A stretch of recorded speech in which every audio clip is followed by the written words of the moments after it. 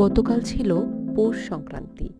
পৌষ সংক্রান্তিতে বাড়িতে তো পিঠে বানানো হবেই, আর এই পিঠের মধ্যে থাকবে চিতই পিঠে।